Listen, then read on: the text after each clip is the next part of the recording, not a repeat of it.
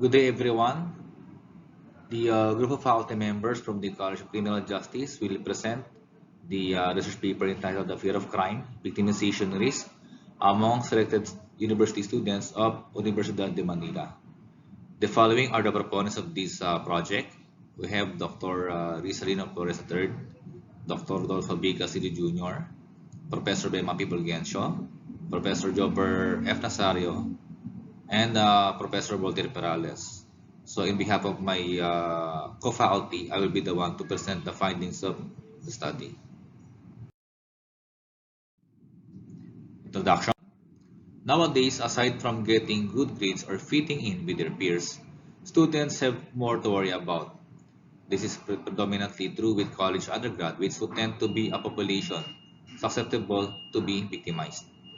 Additionally, some of these cases occur outside school premises but are still school associated since students and school staffs are involved. A considerable amount of victimization study has focused on college students as a unique population of crime victims. These researches mostly suggest that college students have high rates of victimization for specific crimes. The majority of such incidents happen on campus or are school associated. Ferraro and Lagrange define fear of crime as a negative emotional reaction to crime or the symbols associated with crime. Most studies of fear of crime states that it is mainly brought by direct or indirect experience with a criminal occurrence. Numerous studies have scrutinized predictors surrounding the fear of crime. It has mostly been theorized as an effective emotional state concerning apprehension, over victimization, or as a cognitive state of apparent risk of victimization. A grade 7 student was shot dead inside their classroom at Calamba, Laguna in 2019, and also the murder of a 22 years old graduating honor student in Albay who was found dead and apparently raped before being murdered. The PNP signaled the alarm on crimes against students after it had recorded 149 incidents of such nature from July 1 to August 31 of this year, where majority are rape cases. The current study has been motivated by the alarming rate of crime victimization committed against students. Generally, it aims to determine the level of fear and the risks to crime victimization among criminology students of the Universidad de Manila. For the statement of the problem, so what is the demographic profile of the respondents based on the following: gender, body type, height, source of knowledge on criminality, year level, age, working students, district of residence, and the mode of transportation often used. What is the victimization experience of the respondents? What is the fear of crime of the respondents? What is the victimization risk of the respondents? What is the neighborhood problems encountered by the respondents? What countermeasures are used by the respondents? For the methodology, the researchers has used the descriptive survey intended to study a particular topic as to their currency.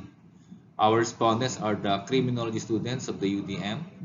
We use the convenient sampling method in choosing the participants. We adopted the instrument from Fear of Crime by Kenneth L. Ferraro and used percentage and weighted mean as statistical treatment tools. For the results and discussion, majority of the participants are male. Majority of them have regular or average build required for a uniform service once they entered the PNP or any trade bureau. Most of them has a minimum height of 5 feet. As to the source of knowledge in criminality, they often read the newspaper because they consider it as the most reliable source of knowledge in criminality. As to year levels, majority or most of them are in senior years. The participants age from 18 to 20 and 21 to 23 years old.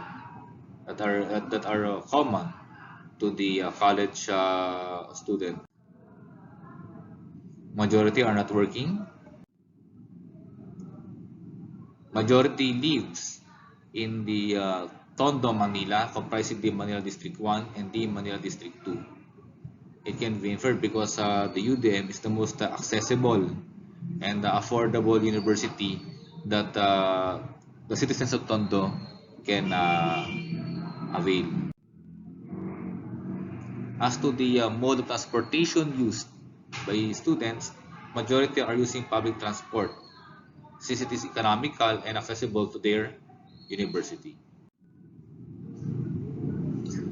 For the victimization experience, the respondents has experienced sexual harassment in the streets, followed by something taken away like robbery or theft, and third is threatened with a weapon like a knife or a club or a gun that is typical in a public area. Okay, as to where it happened, according to the respondents, it happened on the public place or area, and followed by the home. So it shows that the common place where crime happens is the public place and their home.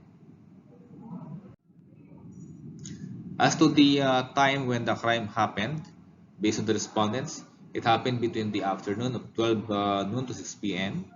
and night time between 6 p.m. and 12 a.m. That refers to the studies that we presented.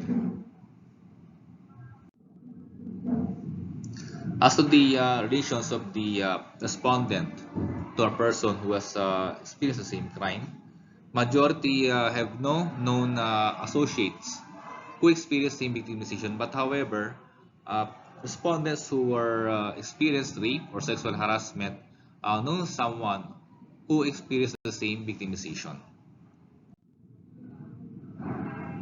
As to the neighborhood problems, the respondents perceive the following as serious problems like trash and litter lying around your neighborhood,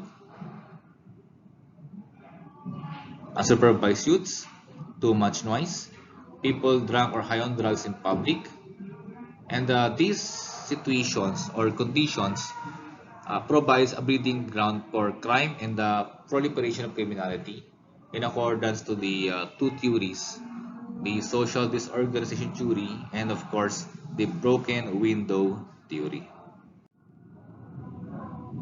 As to the fear of crime, the respondents are afraid of being raped or sexually assaulted, being murdered, being attacked by someone with weapon, having the car or motorcycle stolen, or being kidnapped or abducted.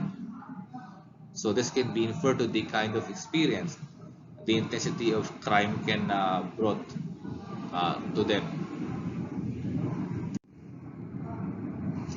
As a victimization risk, so the respondents perceive that they someone likely uh, experience the victimization, so they don't perceive that it might happen to them commonly. As for the countermeasures employed by the respondents, they prefer avoiding unsafe areas. They learn about self-defense or martial arts, and even install extra locks on their windows and doors as part of their preventive measure. They opt to use the passive and defensive means of avoiding victimization and crime. For the conclusion and recommendation, majority of the respondents are male with average build and with height more than 5'5". They often read newspaper as source of knowledge on criminality. Most are senior students and aged between 18 to 23 years. Majority are not working and live at districts of Tondo, Manila. Majority are commuters who ride public transportation vehicles and has experienced sexual harassment in public area or place during the afternoon. Respondents do not know anyone who is victimized with similar crime. They perceive unsupervised youth, drunk or drug people in public places, and too much noise as serious problems in their neighborhood. Respondents are afraid of being kidnapped, murdered, attacked by someone with a weapon, being raped, sexually assaulted, and having their car or motorcycle stolen. Respondents perceive that they are somewhat likely to be victimized. Selected countermeasures are avoiding unsafe areas, learning self-defense, and installing extra locks and doors on their windows. The researchers, in line with these findings, recommend the application of the crime prevention through environmental design in the city of Manila and increase of police visibility. Thank you and good morning to everyone. The group are now ready or is now ready to uh, listen to your critic in this research presentation. My presentation is done. Thank you again and magandang araw.